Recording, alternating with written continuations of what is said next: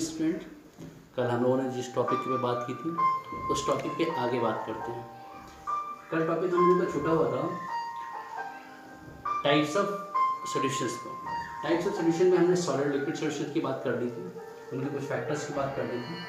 तो नेक्स्ट हमारा जो टॉपिक वहीं पे स्टार्ट है, जैसे सॉल्यूशन चैप्टर में सॉल्यूशन। तो सॉल्यूशन में ही हम लोग नेक्स्ट बात करते हैं सेकेंड टाइप की, liquid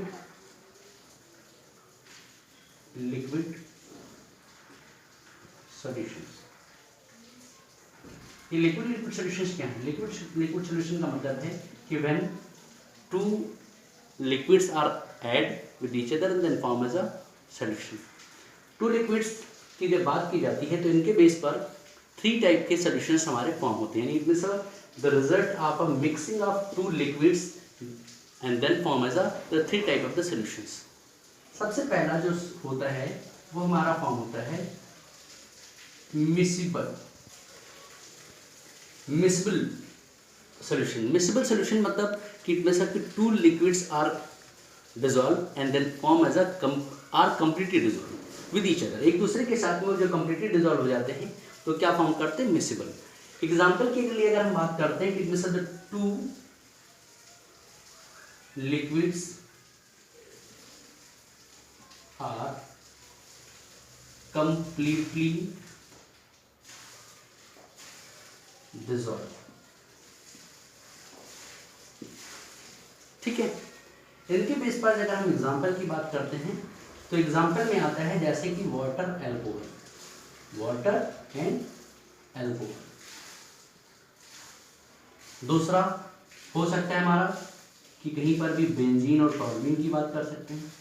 benzene and toluene. Benzene it means कि ऐसे कहीं पर भी सॉल्यूशन जो एक दूसरे के साथ में, it means polar solution always या polar solute are always added with as a और dissolve in always as a polar solvent. Polar solute हमेशा पोलर सॉल्वेंट में ही डिसॉल्व होते हैं। सिमिलरली ऐसे ही नॉन पोलर सॉल्यूट हमेशा नॉन पोलर सॉल्वेंट में डिसॉल्व पाए जाते हैं। नेक्स्ट सेकेंड टाइप के हमारे होते हैं जो बनते हैं वो होते हैं पार्शियल मिसिबल। पार्शियल मिसिबल का मतलब है कि जो कहीं पर भी कंप्लीटली इनकम्प्लीटली थोड़ा सा डिसॉल्व हो, थोड़ी सी ही क्वांटिटी में कहीं पर भी उनकी डिसॉल्विंग देखी जा सके, यानी कहीं पर भी मिले तो कंप्लीट ना होकर के, लेकिन अगर कहीं पर भी टेम्परेचर को बढ़ा दिया गया तो when the temperature increases then they have as a completely dissolve, वो आसानी से डिसॉल्व हो सकते हैं। तो जैसे कि हम क्या देखते हैं कि वाटर को अगर हम फिनॉल में ऐड करते हैं, टेम्परेचर को बढ़ा देते हैं तो वो आसानी से डिसॉल्व हो सकते हैं। ऐसे ही थर्ड टाइप का हमारा आ जाता है एज अ इमिसिबल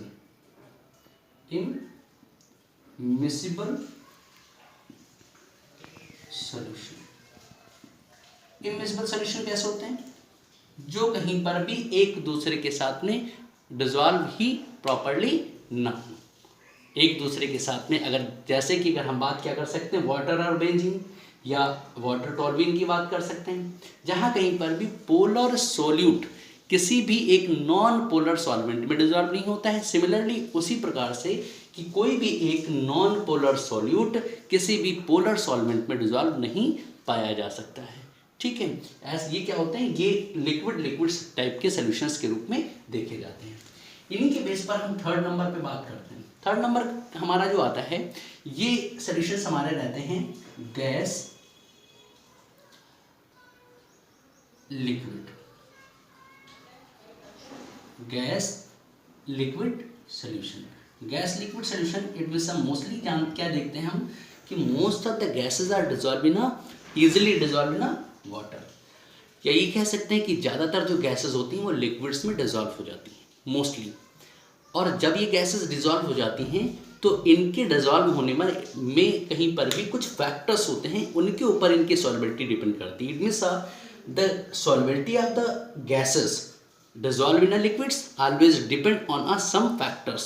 इनकी जो भी सॉल्वेबिलिटी है गैसेस की वो कुछ फैक्टर्स के ऊपर डिपेंड करेगी, तभी वो उसमें डिसॉल्व पाए जाएंगे। यानी सभी प्रकार की गैसेस के अकॉर्डिंग मोस्टली ज़्यादातर डिसॉल्व हो जाती हैं। जैसे क्या होता है कि अगर हम बात करते हैं तो कुछ गैसेस जो इजीली लिक्विफाइड हो जाती हैं, यानी इजीली लिक्विफेबल कह सकते हैं, जो कहीं पर भी ऐसे गैसेस जो कहीं पर भी इजीली, ये कह सकते हैं कि जो कहीं पर भी लिक्विफेबल होती है, लिक्विफेबल गैसेस, इजीली लिक्विफेबल भी कह सकते हैं, या लिक्विफेबल जो भी गैसेस होती हैं वो आसानी से क्या होती हैं, डिसॉल्व हो जाती है। ये फैक्टर है इनका, ठीक। दूसरा फैक्टर क्या करता है, डिपेंड, इटरेशन, प्रेशर की बात कर सकते हैं हम लोग कि मोस्टली गैसेस क्या होती हैं कि हायर प्रेशर पर कंप्रेस हो जाती हैं, तो हायर प्रेशर पर कंप्रेस होने पर भी क्या होती है, आसानी से वो डिसॉल्व हो जाती है। तीसरा क्या होता है कि ऐसी गैसेस जो कहीं पर भी मोस्टली आयंस का फॉर्म करती हैं, यानी जो कहीं पर भी आसानी से आयन में ब्रेक डाउन हो जाती हैं या टूट जाती हैं, वो गैसेस भी आसानी से डिसॉल्व हो जाती हैं। जैसे कि अगर आप बात क्या करते हो HCl की, कि जो गैसेस आसानी से आयनित या आयोनाइज होने वाली होती हैं, जो कहीं पर भी gases are it means ionizable gases, ionizable gases जो कहीं पर भी आसानी से आयोनाइज हो जाती हैं, वो गैसेस भी क्या होती हैं, आसानी से डिसॉल्व या सॉल्युबल पाई जाती है। लास्ट पॉइंट आ जाता है हमारा इटमेसा, जहां कहीं पर भी बात कर रहे होते हैं उसकी बात है टेम्परेचर की। टेम्परेचर की खास बात क्या है कि टेम्परेचर पर अगर हम देखते हैं कि टेम्परेचर अगर बढ़ा दिया जाता है तो सॉल्युबिलिटी हमेशा कम हो जाती है। It means when the temperature increases then the solubility decreases. अगर टेम्परेचर को बढ़ाया जाता है तो सॉल्युबिलिटी क्या हो जाती है, वो कम हो जाती है। गैसेस के साथ में ऐसा होता है क्योंकि गैसेस एक्सटेंड कर जाती है, दास करिए, क्योंकि आप सभी को पता है कि जब कहीं पर भी मॉलिक्यूल्स इंटरमॉलिक्यूलर फोर्स के बेस पर गैसेस में काइनेटिक एनर्जी जब बढ़ेगी, जैसे से टेम्परेचर दिया जाएगा, काइनेटिक एनर्जी बढ़ेगी तो मॉलिक्यूल्स और तेजी से एक्सटेंड करेंगे, और जिसकी वजह से जब when the temperature increases then the solubility of gases is decreases. Okay, इन्हीं के साथ में नेक्स्ट इनकी जो डिपेंडेंसी होती है वो होती है गैसेस की हेनरी लॉ के ऊपर। हेनरी लॉ क्या है, हेनरी लॉ की बात अगर हम करते हैं तो सिंपल वे में बात कर सकते हैं कि एट अ कांस्टेंट टेम्परेचर पर the solubility of a gas is directly proportional to the its pressure. जो भी गैसेस किसी भी कांस्टेंट टेम्परेचर पर जो गैसेस की सॉल्युबिलिटी होती है वो उनके प्रेशर के डायरेक्टली प्रोपोर्शनल पाई जाती है।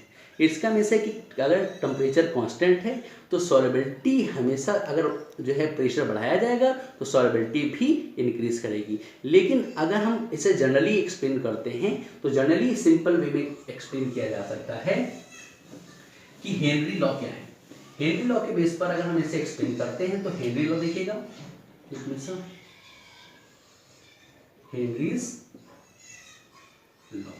हेनरीज लॉ क्या है कि इट स्टेट्स दैट, ये हेनरी लॉ के बेस पर कहा जाता है कि generally explain as a the partial pressure of a gases in a vapor phase is directly proportional to its mole fraction of the solution।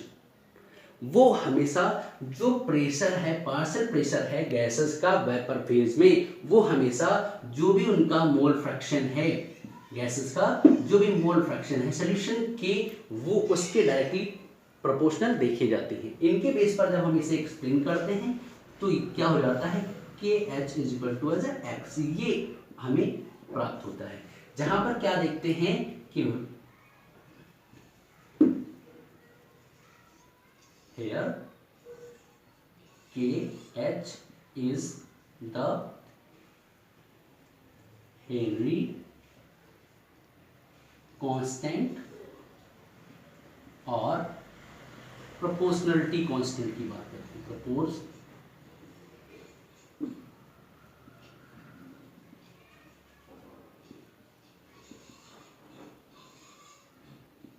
Constant.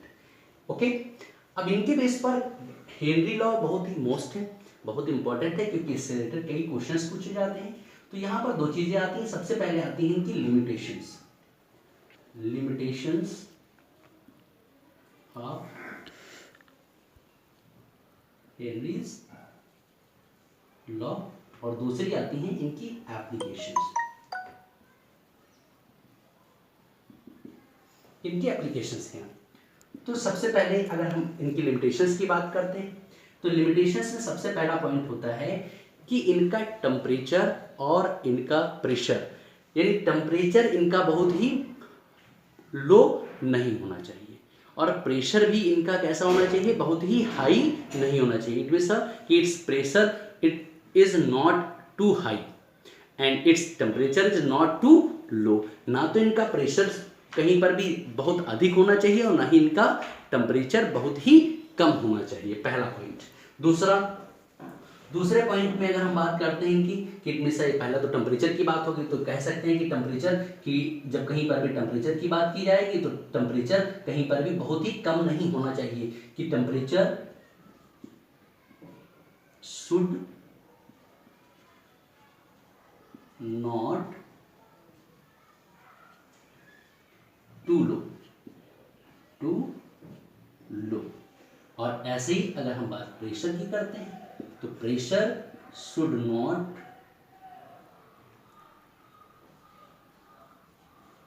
To नहीं होना चाहिए, ठीक है। अब इसी के बेस पर अगर हम बात करते हैं तो गैसेस की एक और खास बात है कि यहीं पर कि लिमिटेशंस में कि गैसेस में किसी प्रकार का कोई भी केमिकल चेंज है इनमें ना तो एसोसिएशन होना चाहिए और ना ही उनका डिसोसिएशन। अगर किसी प्रकार का कोई केमिकल चेंज होता है डिसोसिएशन या एसोसिएशन का, उसके बेस पर भी ये लिमिटेशंस को पूरा नहीं करेंगी, ठीक। नॉट टू एसोसिएट और the dissociate of a gases का ना तो कोई एसोसिएशन होना चाहिए ना ही डिसोसिएशन। फिर आती है एप्लीकेशन। एप्लीकेशन में हम 3 पॉइंट्स पर बात कर सकते हैं तो कई पॉइंट्स, लेकिन पहला पॉइंट है कि हम ब्रेवरेजेस के लिए देखते हैं, कोल्ड ड्रिंक्स या सोडा वाटर को स्टडी को पीते हैं तो increasing the solubility of CO2 of a soda water.